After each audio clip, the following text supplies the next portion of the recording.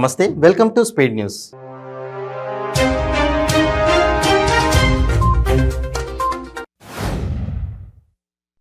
మే 4న ఢిల్లీలో కొత్త BRS party కార్యాలయం ప్రారంభోత్సవానికి కేసీఆర్ వెళ్లనున్నారు. నేడు లేదా రేపు ఆయన ఢిల్లీకి పయనమయ్యే అవకాశం కనిపిస్తోంది. ఇప్పటికే దేశ రాజధానిలో బీఆర్ఎస్ కేంద్ర పార్టీ కార్యాలయం సిద్ధమైంది. ప్రారంభోత్సవానికి పార్టీ శ్రేణులు అన్ని ఏర్పాట్లు చేస్తున్నాయి.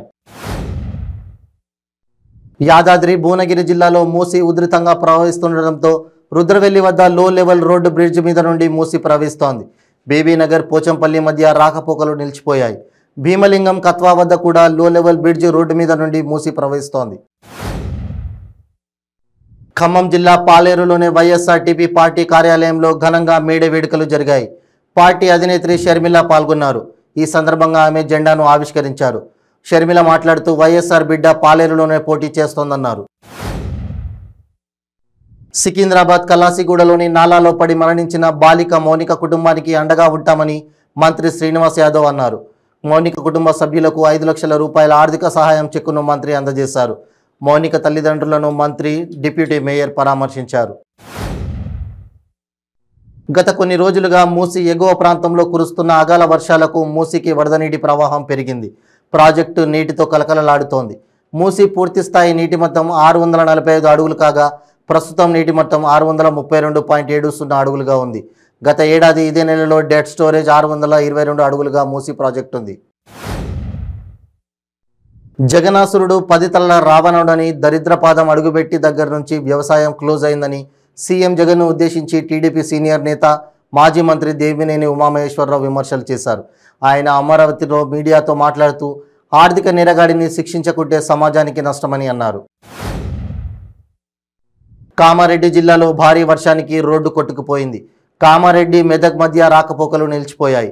రాజంపేట మండలం కొండాపూర్, ఎల్లారెడ్డిపల్లి గ్రామాల మధ్య కామారెడ్డి నుంచి మెదక్ వైపు వెళ్లే రోడ్డు జలదిగ్బంధంలో చిక్కుకున్నాయి. యాదాద్రి భువనగిరి జిల్లాలో రాత్రి కురిసిన భారీ వర్షానికి ఆత్మకూరు బిక్కేరు వాగు పొంగి పొర్లుతోంది. ఆత్మకూరు, మొరిపిలాల గ్రామాలకు రాకపోకలు తెగిపోయాయి. దీంతో పరిసర గ్రామాల ప్రజలు తీవ్ర అవస్థలకు లోనవుతున్నారు. యాదాద్రి భువనగిరి జిల్లా గుండాల మండల కేంద్రంలో ధాన్యం కొనుగోలు సెంటర్ వద్ద ఉన్న వడ్ల రాసులు భారీ వర్షానికి కొట్టుకుపోయాయి. గుండాల మండలంలోని కొన్ని గ్రామాలలో ఐకేపీ, PACS ద్వారా ధాన్యం కొనుగోలు చేసేందుకు కాంటాలు ప్రారంభించారు. ఎన్టీఆర్ శత జయంతి ఉత్సవాల్లో తమ నాయకుడు చంద్రబాబు నాయుడిని తమిళ super star, legendary hero Rajinikanth పొగిడితే వైఎస్ఆర్సీపీ నాయకులకు కడుపుమంట ఎందుకు అర్థం కావడం లేదని టీడీపీ నాయకులు సోమిరెడ్డి చంద్రమోహన్ రెడ్డి ఆగ్రహం వ్యక్తం చేశారు. రజనీకాంత్పై చేసిన వ్యాఖ్యలకు ముఖ్యమంత్రి జగన్మోహన్ రెడ్డి క్షమాపణ చెప్పాలని డిమాండ్ చేశారు.